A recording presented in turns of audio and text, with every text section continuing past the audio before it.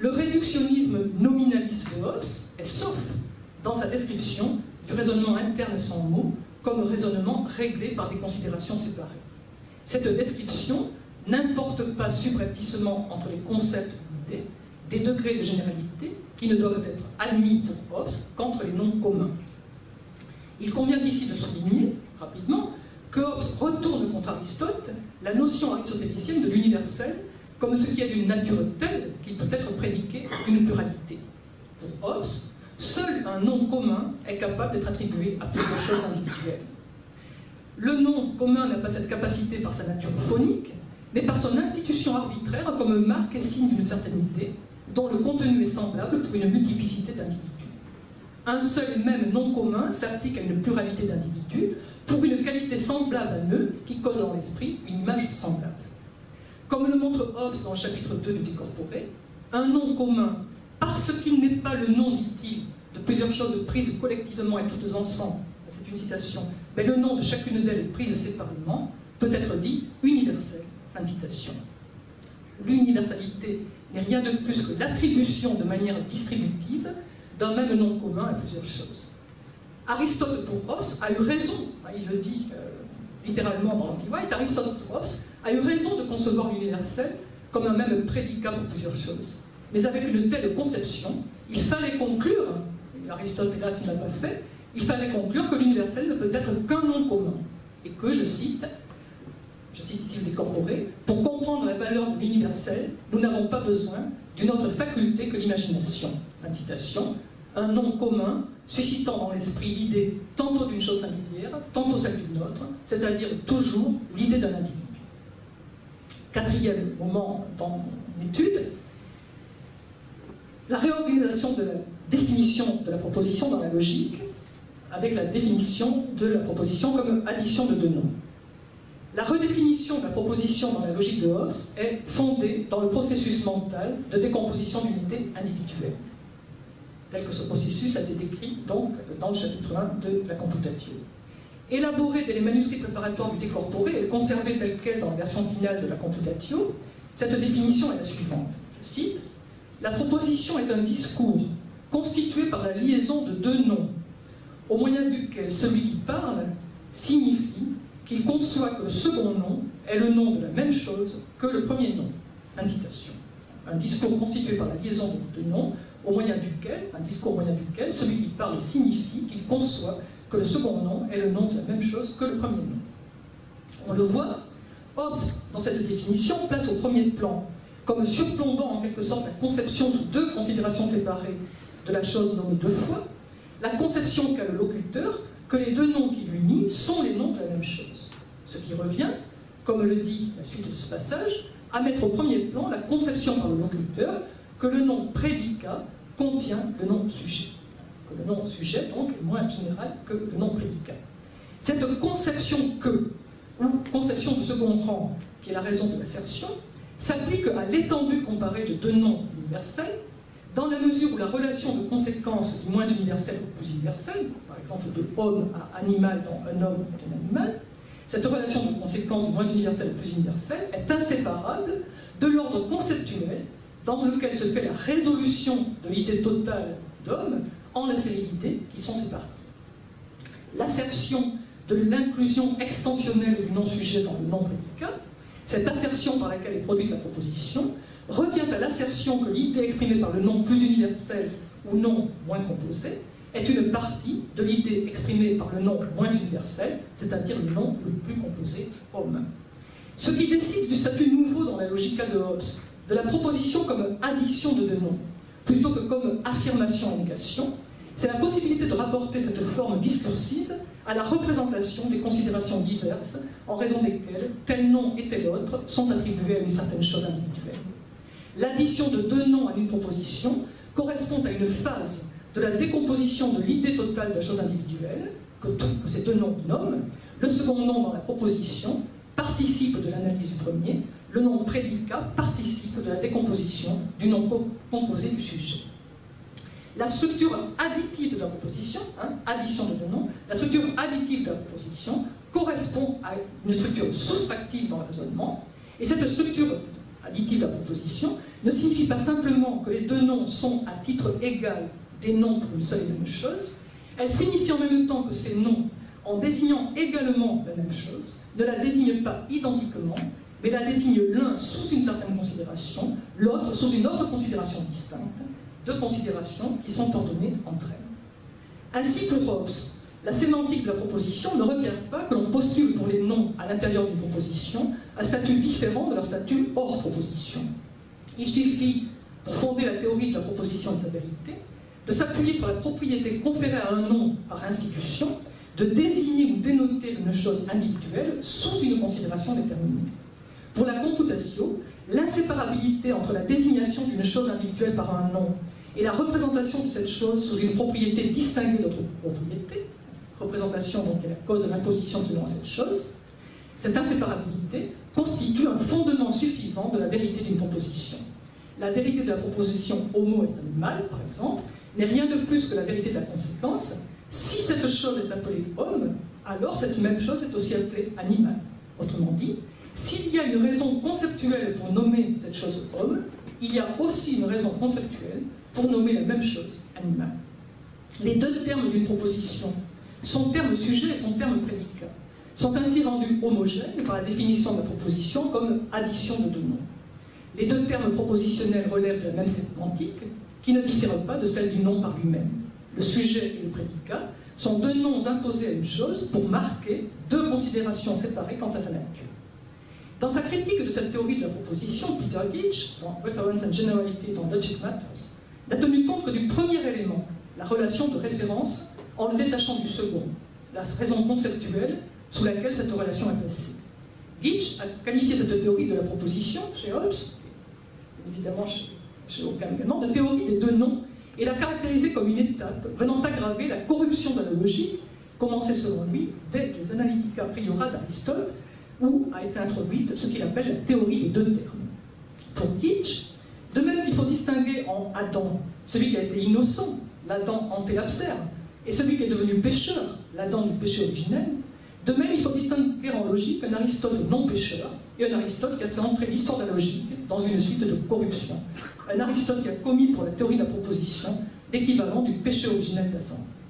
Il y a un état antélapsaire de la logique d'Aristote, si on peut dire, quand le déinterprétationné définit la relation constitutive de la proposition comme une relation dont les deux éléments sont hétérogènes, un nom d'une part, onoma, un verbe d'autre part, rhéma, ou plutôt, traduit Gitch pour rhéma, un prédicat d'autre part. C'est-à-dire l'élément qui, rappelle-t-il, est toujours un signe de ce qui est dit à propos de quelque chose d'autre. L'appartenance à l'un de ces deux éléments exclut l'appartenance à l'autre. Un nom ne peut jamais être ce qui se dit à propos d'autre chose, et réciproquement, un prédicat ne peut jamais être ce qui se réfère à une chose comme à son porteur. Les deux parties de la proposition sont ainsi logiquement hétérogènes selon le schéma du déinterprétationné. Mais dans les premiers analytiques, au contraire, le terme prédicat attaché à notre terme n'est pas, si l'on peut dire, par essence un prédicat. Il peut aussi bien avoir la fonction de sujet dans une autre proposition. Pour Gitch, de ce point de vue, la logique de Hobbes contribue à une seconde dégénérescence de la théorie de la proposition. Car, même si dans la théorie des deux termes, l'interchangeabilité du sujet et du prédicat d'une proposition à une autre autorise qu'une même expression puisse fonctionner tantôt pour nommer un objet, tantôt pour être prédiqué d'un objet. Cette théorie conserve à tout le moins la distinction entre nommer et être prédiqué. Mais dans ce que Gitch appelle la théorie des deux noms, être prédicable de X, dit-il, se trouve identifié à être un nom de X. Les deux relations sont confondues, et l'intelligibilité de la proposition repose seulement sur la copule, sans laquelle ce que Hobbes appelle proposition serait seulement, d'après Gitch, un extrait prélevé sur une pure liste ou un simple catalogue de noms. Cependant, l'inclusion de Hobbes dans l'histoire de corruption de la logique, comme selon la dénomination utilisée par Gitch, recouvre une mésinterprétation de la doctrine de la proposition de Hobbes. Dans la computatio, le fondement conceptuel que fournit la décomposition mentale de l'idée d'une chose individuelle garantit en effet la non-disparition de l'asymétrie, asymétrie, pas la symétrie, mais asymétrie, dans la proposition entre la fonction référentielle du sujet et la fonction attributive du prédicat. Bien que la proposition ne soit pas définie par Hobbes comme l'affirmation ou la négation de quelque chose au sujet d'autre chose, mais comme la liaison entre deux noms, elle n'est pas réductible pour autant à la seule référentialité. Cette asymétrie que Glitch tient pour perdue dans la théorie des deux noms, dans ce qu'il appelle la théorie des deux noms, se trouve en fait déplacée au niveau des deux propositions atomiques qui sous-tendent toute proposition catégorique simple, addition de deux noms. Ce qui justifie en effet que le prédicat puisse être dit un second nom pour la chose déjà nommée par le sujet, et qu'il y ait donc homogénéité sémantique entre le sujet et le prédicat de la proposition, c'est qu'une anatomie de la proposition fait apparaître que aussi bien son sujet que son prédicat assurent une fonction d'attribution. Hobbes propose cette anatomie de la proposition. Il nous montre que la proposition A et B se résout en deux propositions atomiques, ceci est A et ceci est B. Il donne des exemples toujours avec homo et animal, où le démonstratif neutre, ceci, désigne la même chose individuelle. C'est cette asymétrie entre le sujet pronominal et le prédicat de chaque proposition atomique qui soutient donc l'égalité de référence des deux noms unis dans la proposition, l'égalité de référence à une même chose individuelle. Autrement dit, l'égalité de référence dans la proposition n'annule pas la diversité des considérations prises par l'esprit sur la nature de la chose désignée. Les deux noms dont une proposition est l'addition sont en fait deux attributs pour un seul et même sujet extra-propositionnel, celui qui est désigné dans la proposition atomique par le démonstratif neutre, conçu sous deux considérations différentes. La structure de toute partie de l'idée d'une chose individuelle constitue donc pour Hobbes une règle conceptuelle suffisante pour la prédication. Le critère mental fourni par l'idée composée d'une chose individuelle permet de réconcilier l'approche extensionnelle du prédicat avec une approche intentionnelle qui ne compromet pas la conception par Hobbes de la relation de prédication comme une relation seulement entre des noms internominales et nullement ontologiques. C'est aussi pourquoi la liaison à une proposition de deux noms généraux, conçus tous deux par le locuteur comme les noms de la même chose, n'autorise pas la lecture de la computatio civile judica qui a été avancée par John Stuart Mill dans son System of Logic. Pour Mill, la proposition universelle « un homme est un animal » devient, si l'on accepte la définition de la proposition donnée par Hobbes dans la computation, une proposition comparable à une proposition unissant deux noms propres pour un même individu, comme lorsqu'on dit « Hyde et Clarendon » ou on dit « Tullius et Cicéron ». Les seules propositions dont il puisse être rendu compte par la définition de la proposition chez Hobbes, selon lui, appartiennent à ce qu'il appelle, je cite, « cette classe limitée sans importance dans laquelle à la fois le prédicat et le sujet sont des noms propres ». Fin de citation. Encore, en se concentrant, entre citations, en se concentrant sur la dénotation des noms et en ignorant leur connotation, la théorie de Hobbes ne tient pas compte du pourquoi tels noms sont applicables à tels objets, écrit Mill. Là encore, il s'agit d'une critique inappropriée et par avance interdite par la fondation chez Hobbes de la théorie de la proposition dans la décomposition de l'idée composée d'une chose individuelle. Cinquième et avant-dernier moment, en étude, la réorganisation de la syllogistique ou le syllogisme sans le moyen terme. Je vais passer plus rapidement sur la manière dont la décomposition d'une idée individuelle suffit par la computatio logica à refonder la syllogistique. La première phrase du chapitre sur les syllogismes, au chapitre 4, dit, je cite, que le discours qui consiste en trois propositions, dont la troisième suit les deux premières, est appelé syllogisme. Fin de citation. Jusque-là, tout semble bien parti pour entrer dans le giron de la logique traditionnelle. La définition donnée s'explique par la relation de conséquences nécessaires entre les propositions. Le syllogisme est ce discours tripropositionnel dans lequel la troisième proposition s'infère ou s'ensuit nécessairement des deux premières. Autrement dit, ce discours pour lequel il est impossible de supposer la vérité des deux premières propositions sans devoir supposer aussi la vérité de la troisième. Hobbes paraît reconduire ici la définition aristotélicienne donnée dans les premiers analytiques. Mais il a en réalité une toute autre stratégie que celle d'une adhésion à la définition aristotélicienne. Cela apparaît lorsque la computatio introduit la nécessité, pour qu'une conclusion s'ensuive de deux prémisses, qu'il y ait entre les deux prémisses un terme commun.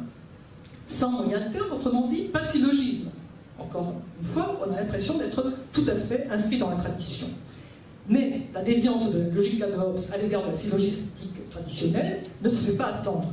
Ce que Hobbes entend établir à partir de la nécessité d'un terme commun, à ce que la tradition appelle les moyens termes, pour qu'il y ait nécessité pour qu'il y ait syllogisme à partir de là, c'est que, écrit-il, si le moyen terme n'est pas dans chaque prémisse déterminé à une seule et même chose singulière, la conclusion ne s'ensuivra pas et il n'y aura pas de syllogisme. Fin de citation. Une fois cela établi, tout est prêt chez Hobbes pour une redéfinition du syllogisme, une redéfinition strictement conforme aux principes fournis, encore une fois, par la décomposition de l'idée d'une chose individuelle. La médiation est fournie par la réinterprétation de la relation de conséquences nécessaires entre les propositions du syllogisme au moyen de la notion de calcul. Calcul qui porte sur des noms. Je cite, « Le syllogisme ne consiste en rien de plus qu'à recueillir la somme produite par deux propositions jointes ensemble au moyen d'un terme commun appelé le moyen terme. Et ainsi, de même que la proposition est l'addition de deux noms, le syllogisme est l'addition de trois noms. » Chapitre 4, paragraphe 6. La suite du chapitre sur le syllogisme fait du premier mode de la première figure, au Barbara, dont toutes les propositions sont universelles et affirmatives, l'unique syllogisme à prendre en considération pour remplir le but de la philosophie. Je rappelle, le but de la philosophie étant d'établir des règles universelles sur la propriété des choses. S'il en est ainsi, c'est parce que, selon le principe de l'analyse d'une idée individuelle, auquel Hobbes subordonne la réorganisation de la logique, ce syllogisme peut être dit, chez lui, un syllogisme qu'il appelle un syllogisme direct. On peut alors répéter, pour la faire correspondre à la production du syllogisme par l'addition de trois noms, la description du raisonnement sans mots qui avait décomposé l'idée d'homme dans le chapitre 1 des logiques. Je cite, « Voici quelle est la pensée répondant dans l'esprit au syllogisme direct. Premièrement, on conçoit l'image, fantasma, de la chose nommée avec l'accident ou affection à cause duquel elle est appelée du nom qui est le sujet de la mineure. Ensuite, se présente à l'esprit l'image de la même chose avec l'accident ou affection à cause duquel elle est appelée du nom qui est le prédicat de cette mineure. Troisièmement, la pensée revient une nouvelle fois à la chose nommée avec l'affection à cause de laquelle cette chose est nommée du nom qui est le prédicat de la proposition majeure. Enfin, quand l'esprit se rappelle que ces affections sont toutes celles d'une seule et même chose, il conclut que ces trois noms sont aussi les noms de la même chose, c'est-à-dire que la conclusion est vraie.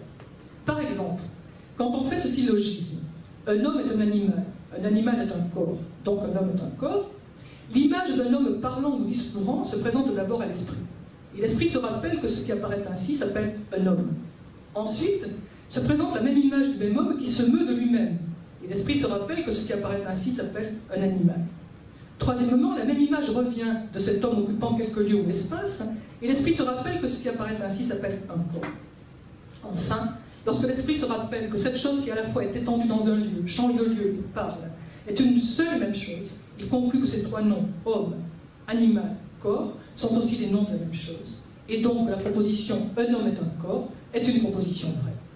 Ainsi, il est manifeste que le concept conceptus, ou pensée cogitatio, qui correspond dans l'esprit au syllogisme formé de propositions universelles, ne se trouve pas chez les animaux auxquels fait défaut l'usage du nom, puisque pour faire un syllogisme, il faut penser non pas seulement à la chose, mais aussi à tour de rôle, alternisme qui pousse, aux différents noms de la chose qui sont imposés à cause de pensées diverses à propos de cette chose. Fin de citation. On le voit, Hobbes s'est servi de la nécessaire détermination à une seule et même chose individuelle, du terme commun ou de prémisse, pour introduire une redéfinition du syllogisme qui en réalité fait disparaître la fonction du moyen terme. Ce n'est plus le moyen terme qui permet l'accomplissement du syllogisme, mais c'est l'ordre entre les différents noms de plus en plus généraux imposés à une chose à cause des différentes parties analysant son image.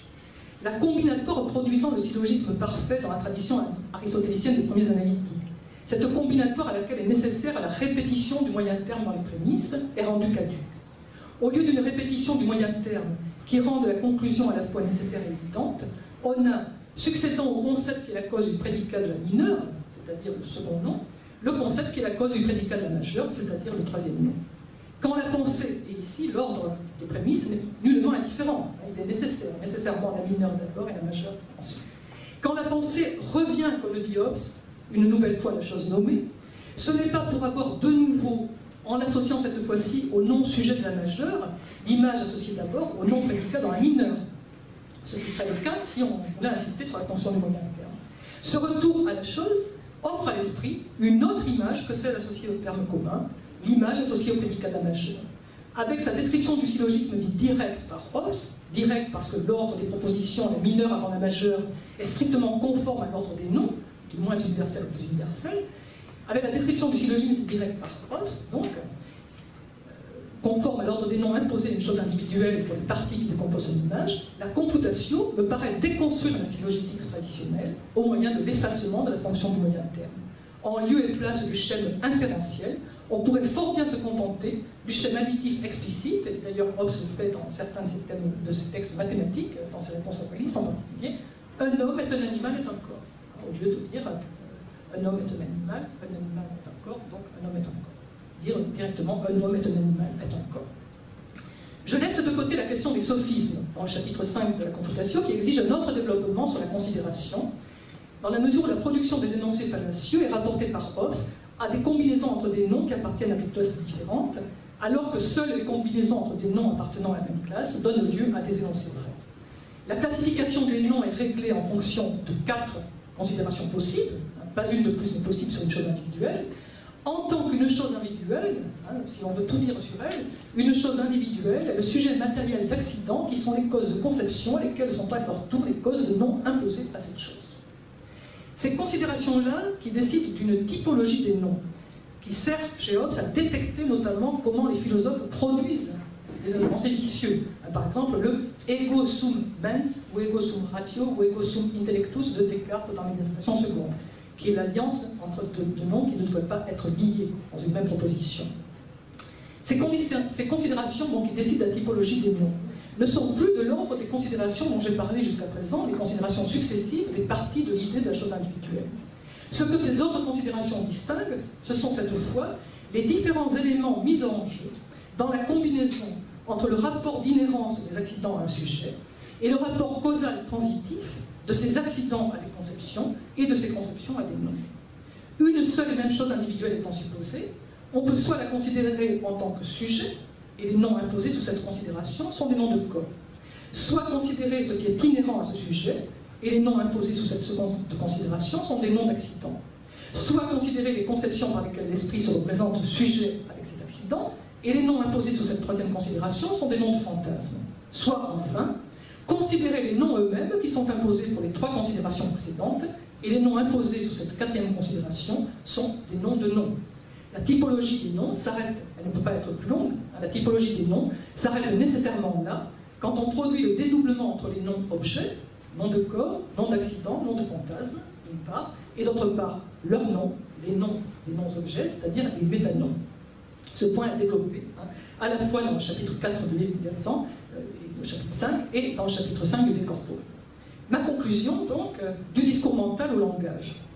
Pour conclure, je voudrais revenir au passage de la computation décrivant le raisonnement qui répond au syllogisme direct.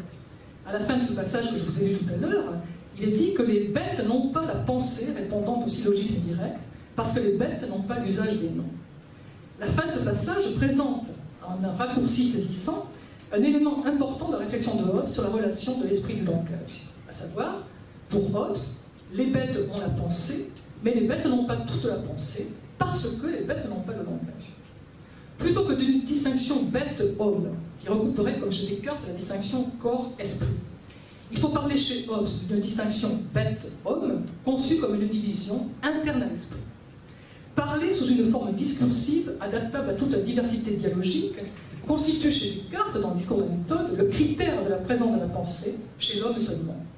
L'absence chez les animaux capables de proférer des mots, de la faculté de les composer en phrases répondant au sens d'autres phrases en toutes sortes de circonstances, suffit dans la 5e partie du discours de la méthode pour ôter aux bêtes inséparablement le langage et la pensée que Descartes identifie à la raison. Mais chez Hobbes, il ne s'agit pas d'ôter toute pensée aux bêtes en leur ôtant le langage. Et dire que les bêtes sont privées de raison parce qu'elles n'ont pas l'usage du langage ne revient pas à soutenir qu'elles sont privées d'esprit. Les bêtes sont privées non de la pensée ou de l'esprit, mais de la pensée qui s'exerce sur les noms universels, en même temps que sur les idées des choses, des choses individuelles, donc auxquelles ces noms sont arbitrairement associés. La privation de la raison chez les bêtes tient à ce qu'elles sont dépourvues de la capacité d'attacher des marques arbitraires aux images qui leur apparaissent. Autrement dit, ce qui fait défaut aux bêtes pour Hobbes, et qui porte pour lui la différence entre l'homme et l'animal, c'est l'arbitrium. Quant aux idées des choses, comme le souligne Hobbes dans son objection 6 à Descartes, au grand scandale de Descartes bien évidemment, il n'y a pas de différence, écrit Hobbes à Descartes, entre la pensée dans les animantia puta, dans les bêtes brutes, et la pensée dans l'homme. La différence porte sur l'absence chez les bêtes de l'affirmation et de la négation, c'est-à-dire de la faculté propositionnelle qui est une faculté linguistique, mais les idées des choses, dit-il, sont les mêmes chez l'homme et chez l'animal. D'où la question que je poserai pour finir: comment peut-on assurer le langage d'un fondement mental suffisant s'il n'y a pas plus dans l'esprit de l'homme avant l'invention du langage que dans l'esprit des bêtes? Le problème n'est pas alors celui qui a pu être suscité par exemple par Rousseau au XVIIIe siècle contre Condillac, Rousseau qui a suscité contre Condillac le problème d'une présupposition pour rendre raison de l'institution arbitraire du langage, de cela même que le langage doit produire dans l'esprit. Ce n'est pas le problème d'un cercle vicieux dans la thèse d'une origine arbitraire du langage qui se pose avec Hobbes. Il ne s'agit pas de se demander s'il n'y a pas déjà trop dans l'esprit humain avant l'invention du langage, mais, me semble-t-il, il faut plutôt se demander s'il y a assez dans l'esprit, quand cet esprit chez l'homme ne diffère pas de celui de la bête. Est-ce qu'il y a assez, dans ce cas, pour qu'il y ait institution du langage par l'homme? Comment expliquer que, ayant le même esprit que la bête, l'homme ayant nativement, naturellement le même esprit que la bête, l'homme soit le seul animal à inventer le langage? Cette invention ne saurait dépendre des idées dans l'esprit qui ne sont jamais que des idées singulières. Les mêmes, dit Hobbes à Descartes, chez l'homme et chez la bête. Il n'y a pas plus d'universel in mente dans l'esprit des hommes que dans l'esprit des bêtes. Mais Hobbes rapporte la possibilité pour l'homme de redoubler sa puissance simplement cognitive à une nature rationnelle qui le sépare des autres animaux, et qui le sépare des autres animaux comme le seul animal à acquérir la puissance épistémique, la raison. Il rapporte cette possibilité, en fait, à un élément mental qui n'est pas d'ordre cognitif, mais qui est d'ordre passionnel. C'est une raison mentale, passionnelle et non pas cognitive qui intervient ici.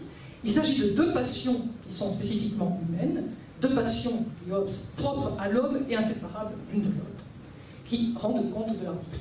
Ces deux passions sont la première, l'admiration de l'homme devant toute chose nouvelle, la seconde, et faite de cette admiration, la curiosité ou désir de connaissance des causes de toute chose. C'est parce que l'homme est insatiable de phénomènes, parce que l'appétit de savoir de l'esprit humain n'est jamais rassasié, que l'invention du langage vient pallier par un artifice l'inévitable déficit de la mémoire empirique par rapport à cette fin cognitive absolue. Du fait de ces deux passions, l'esprit humain n'est pas seulement, comme l'esprit de la bête, puissance cognitive, il est en même temps, dit Hobbes, appétit de connaissance. Et pour cet appétit, la puissance cognitive dont dispose l'esprit naturellement n'est pas assez. L'esprit, ces points sont développés dans les deux parties anthropologiques des deux traités politiques, donc dans Elements of Law, Léviathan, et repris aussi dans le De Homine de 1658. L'esprit humain, donc, est cet esprit qui instaure nécessairement un rapport à sa propre puissance cognitive, qui est un rapport de dépassement. Pourquoi les contenus mentaux qui sont communs à tous les animaux ne suffisent-ils pas à satisfaire le désir de connaissance de l'homme? La raison de l'insatisfaction cognitive éprouvée par l'homme, que l'homme surmonte par l'imposition arbitraire du langage, par l'invention du langage, se trouve pour Hobbes dans la nature de ce qu'il appelle dans les Elements of Law, chapitre 4, la discursion de l'esprit, et dans le Léviathan, chapitre 3, le discours mental. L'originalité de Hobbes tient à ce qu'il fait jouer la notion même d'un discours intérieur contre celle d'un langage intérieur. Il définit de telle manière la nature discursive de l'intériorité que le statut nécessairement non linguistique du discours mental est rendu manifeste. Le discours mental n'est chez Hobbes que ce qu'il appelle la consécution d'une série des pensées dans l'esprit, ou encore, dit-il, la simple succession d'une pensée à une autre dans l'imagination. Cette discursivité naturelle à l'esprit, et naturelle à l'esprit aussi bien de la bête que de l'homme, empêche de faire l'hypothèse d'un langage naturel de la pensée. Mais pourquoi rend-elle nécessaire l'invention par l'esprit qui a le désir de connaissance du langage? Comme le montre le décorporé, dans le chapitre 25, sur la sensation, l'archétype de tout, l'archétype ou le prototype de tout discours de l'esprit, se trouve dans ce qu'on s'appelle le surgissement successif, ortus, surgissement successif des images de la sensation. C'est-à-dire dans l'inhérence d'un acte de la sensation, puis d'un autre, au sujet de la sensation. Au début de mon exposé, j'ai souligné que ce sujet de la série des pensées n'est pas l'esprit, et que l'esprit n'est naturellement lui-même que la discursivité qui tient à la répétition inlassable de la production des fantasmes selon le schéma mécaniste que j'ai retracé plus haut. En chacun de ces éléments, donc, le discours mental se réduit à une image de la sensation, dont une image de l'imagination est la continuation. Or, ce ne sont pas seulement les éléments discrets de la sensation qui se conservent dans l'esprit. Leur succession première dans quelques séquences passées de la perception sensible prédétermine aussi leur forme de dépendance dans un certain discours de l'esprit. La succession ininterrompue des sensations contient la forme originaire, pour Hobbes, de toute succession entre des images dans l'imagination, de toute séquence imaginative formant un discours mental. Un discours mental, donc, reste toujours ce qu'a été d'abord une séquence de la série sensible. Quelle que soit la succession déterminée qui peut se présenter entre des idées ou images dans un discours mental quelconque, cette succession répète une succession qui s'est produite à un moment ou à un autre, at what time or another, comme le dit le chapitre 3 du Léviathan, au sein de la génération continuelle des images et des sensations. Que la série des pensées dans un discours mental soit non réglée et donc d'apparence décousue, ou qu'elle soit réglée, un discours mental est toujours pour Hobbes un discours doté d'une cohérence qui tient de sa subordination à un prototype sensible. Il y a toujours, comme le dit cette Demons of Law, une première cohérence dans le continuum sensible. J'arrive à l'extrême fin de ce trop long exposé. Il y a deux conditions à la répétition dans un discours mental d'images d'abord produites dans une série sensible ou une autre. Premièrement, il faut et il suffit, pour le commencement d'un discours mental, qu'une image se présente à l'esprit comme une image que l'esprit reconnaît. Un discours mental a toujours pour première image dans la série qui enchaîne une image reconnue par l'esprit comme une image qu'il a déjà eue dans la sensation. Deuxièmement, il faut et il suffit pour le déroulement d'un discours intérieur que ce ressouvenir suscité par une image ne s'arrête pas à elle, mais s'étende immédiatement à d'autres images qui soit l'ont précédé, soit l'ont suivi à un moment donné dans la sensation originaire. Par l'efficace de la causalité naturelle, toute image ou idée a eu son commencement dans la sensation dans un temps distinct de celui de tout autre, un temps bien déterminé. La succession d'une idée ou image à l'autre dans un discours mental ne peut par conséquent jamais être indifférente, puisqu'elle est la répétition donc, de quelques séquences originales. Mais cette détermination de la production d'une image à la suite d'une autre dans le discours mental ne revient pas à une maîtrise de l'esprit sur ses idées. L'esprit n'a pas le pouvoir de susciter lui-même la réapparition de cette pensée qui va devenir la première pensée d'un discours mental, et le fragment de son propre passé auquel l'esprit peut faire un retour à partir de cette première pensée est renvoyé à l'interminable et immaîtrisable série des sensations passées. Je cite Demons of Law, chapitre 5, « Il n'est aucune conception qui n'ait été produite immédiatement avant ou immédiatement après d'innombrables autres par les innombrables actes de sensation. » Fin de citation. Le contenu d'un discours mental reste donc nécessairement incertain à partir de son premier élément, puisque, je cite cette fois Léviathan chapitre 3, dans la sensation, écrit Hobbes, c'est tantôt une chose et tantôt une autre qui succèdent à une seule et même chose perçue. Fin de citation. La seule certitude, donc, c'est que la première pensée sera la cause d'une pensée suivante, et à son tour, celle-ci la cause d'une autre pensée, et que chacun de ces rapports de succession sera semblable à un rapport qui s'est déjà présenté dans la sensation à un moment ou à un autre. Mais cette certitude-là ne suffit pas au désir de connaissance de l'homme. L'arbitraire de l'institution des marques permet ainsi, selon Hobbes, d'échapper à la contingence dont tout discours mental se trouve affecté, du fait que l'esprit ne choisit pas le moment où il peut ramener des pensées passées. Les marques ou notes sont au contraire, je cite leur définition dans Décorporé, dans la Confutatio Logica, des choses sensibles établies par une décision, arbitrio, afin que par leur perception, des pensées semblables aux pensées pour lesquelles elles ont été établies puissent être rappelées à l'esprit. Fin de citation. Autrement dit, c'est à un nom institué volontairement qu'il doit désormais revenir de causer la pensée à partir de laquelle reconstituer les rapports entre diverses idées dans l'esprit. Le seul moyen d'éviter que le retour d'une image et la reconnaissance de sa similitude avec une pensée passée dépendent de façon indéterminée pour l'esprit d'une causalité qui lui serait strictement extérieure, c'est l'imposition et l'usage de marques arbitraires. C'est pourquoi la traduction du mental en verbal, la transposition des pensées en des séquences linguistiques, ne doit pas être entendue pour Hobbes, comme ce sera le cas, comme l'a montré Valérie dans la grammaire du Port-Royal, comme une invention du langage, simplement, afin de manifester à autrui ce qui, sans cela, écriront les messieurs dans la grammaire Port-Royal, lui resterait secret. Ce n'est pas du passage de l'intériorité des pensées à leur expression pour autrui qu'il s'agit dans la volonté humaine de transférer le discours mental à un discours verbal, selon Hobbes. La spécificité anthropologique du langage a un autre sens chez Hobbes, car la finalité première du langage n'est pas l'extériorisation et la communication des pensées, mais la fixation des rapports entre les idées individuelles et les rapports partie en des rapports entre des noms universels. Le premier destinataire du langage pour Hobbes, c'est mon esprit et non pas l'esprit d'autrui. C'est cette autotélie mentale, si je peux dire, que suppose la décision instituante, l'arbitrium, qui porte chez Hobbes toute la différence entre l'homme qui a un esprit et qui parle, et les bêtes qui ne parlent pas, bien qu'elles aient un esprit. Je vous remercie pour votre patience.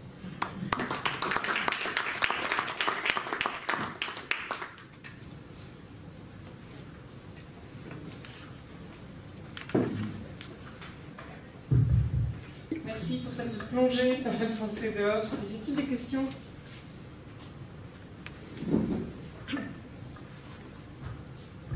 Merci beaucoup pour cet exposé. Une question de compréhension peut-être un petit peu naïve. Donc, si j'ai bien compris, mais tu me corriges, l'idée d'homme, pour moi, c'est une idée individuelle.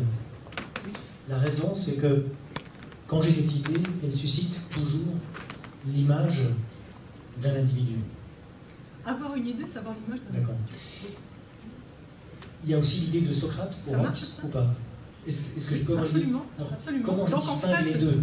Parce que c'est pas la même chose de susciter toujours l'idée d'un individu sans dire lequel, oui. Et susciter l'idée d'un individu uniquement celui-ci. Alors, ce que Hobbes introduit, qui est assez intéressant, c'est qu'il y a l'équivalent pour l'individu Socrate, ou pour l'individu Pierre, d'un accident qui fait la socratité, ou qui fait la pétréité, je ne sais pas comment, l'essai socratel, etc., et qui est donc la raison de l'imposition à un individu du nom propre.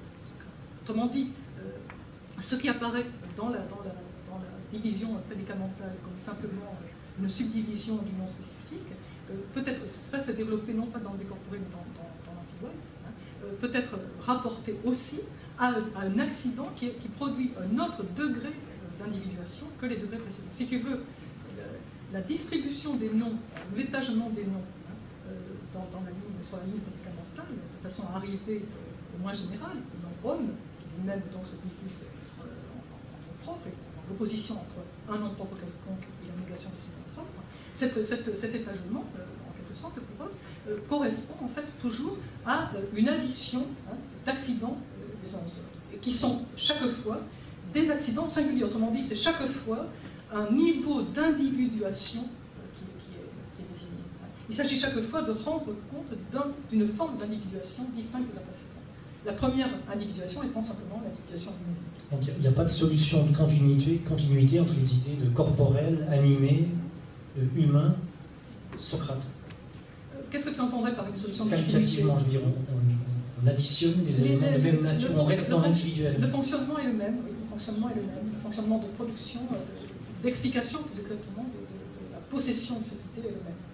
C'est parce que je me représente donc quelque chose qui est comme...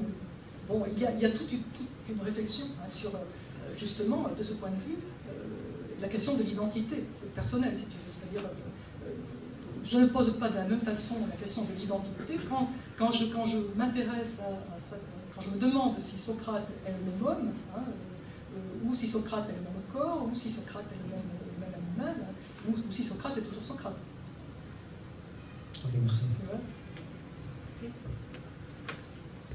Merci pour ton exposé. Enfin, bon, bizarrement pour moi, ça évoque des choses qu'on rencontre un peu au début de la psychologie empirique, et bizarrement, il y a au début du XXe siècle certaines grammaires complètement lexicales, dénominationnelles, pour qui les notailles sont toutes nivelées. Ça répond à la question de Laurent. Donc je me demandais d'où ça venait, j'ai pas pensé à Hobbes, enfin maintenant j'ai la réponse. Cela étant, une question technique. Oui. Tu as évoqué le syllogisme de Barbara. Bon, jusque-là, ça marche. L'un des syllogismes, c'est le Barbara, je crois. Oui. Bon, là, ça va parce que c'est linéaire. Oui. Comment il fait avec les autres questions techniques? Alors, la question... Oui, la question que je pose. Oui. Donc, d'une part, moi, je te disais juste avant que ça me permettait d'accrocher des choses que je ne pouvais pas accrocher, oui, grâce à ton exposé, mais dont je vois un peu pas d'où ça vient. Oui. Cela étant, l'exemple de syllogisme qu'il donne, oui, c'était c'était linéaire, si tu veux. Il y avait corps, il y avait animé, etc. Ce qu'il appelle l'ordre direct. Voilà, l'ordre direct. Oui. Alors, comment fait-il avec les autres, enfin, ce qui serait l'équivalent d'un syllogisme dans le modèle traditionnel? Parce que là, il élimine en fait, il dit que le seul, si tu veux, il procède dans sa computatio sibilogica de telle manière que tout ce qu'il intègre de superflu par rapport à la finalité de la logique, à savoir permettre la déduction de théorèmes universels, hein, que ce soit sur les propriétés des choses naturelles ou que ce soit sur les actions humaines, hein, de façon à ce que tout cela soit rendu en quelque sorte par un phénomène de coprésence inutile par la description de ce qui est le fonctionnement le naturel de l'esprit. Donc c'est une forme de logique naturelle, hein, c'est une autre forme de logique naturelle que la logique de Port-Royal, bien qu'il s'agisse d'une logique des noms, hein, parce que le fonctionnement de l'esprit qui soutient cette logique des noms, c'est l'analyse tout à fait naturelle d'une idée individuelle quelconque, si tu veux. Donc, ce qu'il introduit, les définitions qui subsistent malgré tout dans sa computatio sibilogica, à ce qui fait que, justement, les théoriciens de la logique médiévale ont aussi étudié les persistances chez Hobbes de certains aspects de la théorie de la supposition, etc., en disant, bon, mais Hobbes, il a tout faux, ainsi de suite. Mais en fait, ce sont simplement des balises disposées pour mettre en valeur, en quelque sorte, ce qui est véritablement producteur de la fin recherchée, ce qui permet véritablement d'arriver à la fin recherchée. Et de ce point de vue, il y a un seul syllogisme intéressant, et en fait, ça ne revient même plus du tout à un syllogisme, hein, puisqu'on élimine la fonction essentielle du moyen.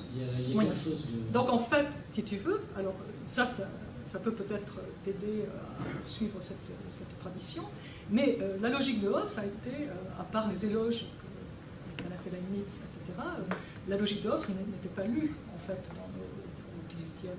Elle a été, par contre, hein, elle a été lue et extrêmement appréciée par Destutt Tracy. Donc, dans les éléments d'idéologie, la logique de Destutt Tracy fait justement de Hobbes celui qui permet enfin de comprendre quel est le jugement naturel derrière le syllogisme. Et ce que Tracy met en place, justement, c'est que Hobbes, avec justement cette... Bon, Tracy ne commente pas hein, ce point, il donne une traduction. Hein, il publie dans un appendice de la troisième partie de ses éléments d'idéologie, sa logique. Hein, il publie d'une part une table analytique de Bacon et d'autre part une traduction intégrale de la computatio sibilogica. Hein, et à laquelle il dit ma traduction suffit comme commentaire de cette logique, donc il ne fait pas de notes, sauf pour préciser justement tout l'intérêt de ce passage sur l'ordre direct du syllogisme. Et ce qu'il dit alors, c'est que justement, ce qui apparaît, c'est qu'en fait, le véritable raisonnement a la forme d'un sourite. Il s'agit simplement d'ajouter à chaque fois un nouveau nom pour une nouvelle conception. Donc, ce schéma strictement additif, hein, si tu veux, qui est mis en place par Hobbes, trouve sa valorisation dans ce cas. Mais ça revient, encore une fois, ce que Destutt Tracy a perçu, même s'il y a énormément de différences entre les conceptions de l'idée chez Destutt et chez Hobbes, ce que Destutt a perçu, c'est justement le fait qu'on se base là sur la décomposition de l'idée.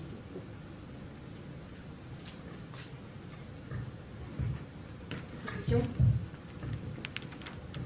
Alors, il y a eu un moment où c'était vraiment lumineux, quand tu as distingué le raisonner et la raison, et le monde du sans-mot avec le calcul par rapport au calcul des mots. C'est une distinction de Hobbes. Hein. Tout à fait. Oui. Mais dans l'économie de ta présentation, c'était extrêmement utile. Ça a permis au moins de voir dans quelle mesure il y a cette idée de succession, de surgissement successif des images et l'articulation avec le calcul des mots. Oui. Après, tu as évoqué, et j'évoque ce passage parce que tout de suite après, tu as évoqué les critiques de Wallis à l'égard de Hobbes, et tu semblais dire que finalement c'était... bon, tu n'étais pas arrêté là-dessus, mais tu as semblé dire que c'était pas généreux. Si tu peux pardon, excuse-moi, je te redonne tout de suite la parole. La critique portant sur l'incompréhension de l'addition et soustraction n'est pas directement celle de Wallis, mais celle de Ward, qui était un ami de Wallis. C'est lui qui a écrit une Exercitatio Epistolica contre la philosophie de Hobbes, contre la computatio sibilogica. Alors, ma question porte justement sur ça, sur le fait que finalement on comprend cette idée de succession des images, etc. Et le fait qu'après il y a le niveau où on calcule avec les mots, qui présuppose le premier. Mais j'arrive, pourquoi j'évoquais Wallis? Parce que j'ai pas de mal à imaginer l'objection d'un mathématicien, surtout de l'époque, on commence à avoir un traitement formel du calcul, et on sait qu'il y a des propriétés de l'addition, par exemple la transitivité, la susceptibilité, la symétrie, qu'on ne trouve pas dans cette succession-là qui est ordonnée.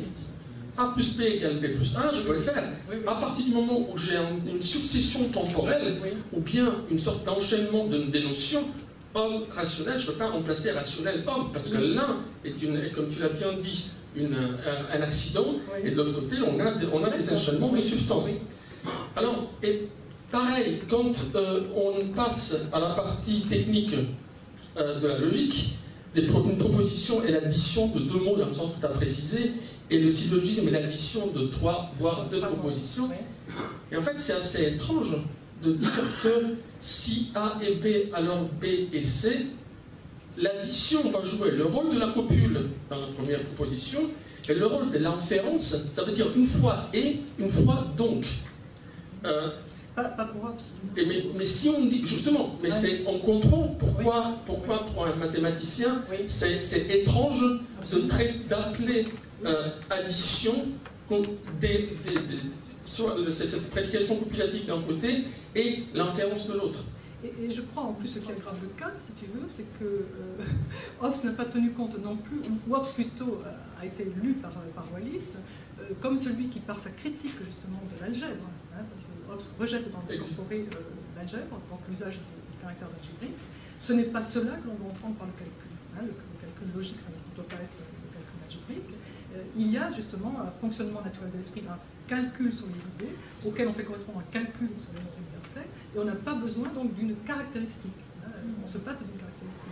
Et pour Wallis, ce qu'il y a eu donc particulièrement répréhensible chez Hobbes, c'est que Hobbes n'a pas perçu l'introduction par Wallis d'une nouvelle méthode qui était un art d'inventer, qui était l'induction. C'est l'induction mathématique. Donc, du coup, si tu veux, la méthodologie de Hobbes, dans la 6e partie de la Computatio Syllogica, restait finalement inféodée à un schéma simplement déductif, tout en déconstruisant tout ce qui pouvait faire de ce schéma déductif une inférence syllogistique. Donc c'est assez... Alors, ce qu'il y a d'intéressant, je crois aussi peut-être relativement à ce que tu dis en insistant sur la question de la succession, c'est que par exemple, William Hamilton, dans des notes qu'il a écrites sur les travaux de Thomas Reid, a consacré une analyse justement à ce problème du discours mental chez Hobbes, en montrant en fait que cette théorie de l'association des idées, ce qu'on appelle une théorie de l'association des idées, finalement, repose sur une thèse qui est mise en évidence par avance par Aristote, et donc Hamilton travaille à rendre à Aristote ce qu'on pourrait être tenté de donner à Hobbes, à savoir justement cette thèse qu'il appelle la thèse de la rédintégration, la loi de la rédintégration d'une portion d'une série sensible passée, la rédintégration sous la forme d'un discours mental. C'est ce que Aristote a travaillé du point de vue de ce qu'il appelait la consécution déterminée. Et c'est très intéressant, parce qu'en particulier, c'est très intéressant pour tes études, Jean-Louis, pour la question justement de l'intelligence pratique, etc., parce que justement, il y a chaque fois des applications à la délibération. Et chez Hobbes en particulier, dans le Léviathan, il faut voir aussi l'incidence politique de cette question. Quel est le statut de la délibération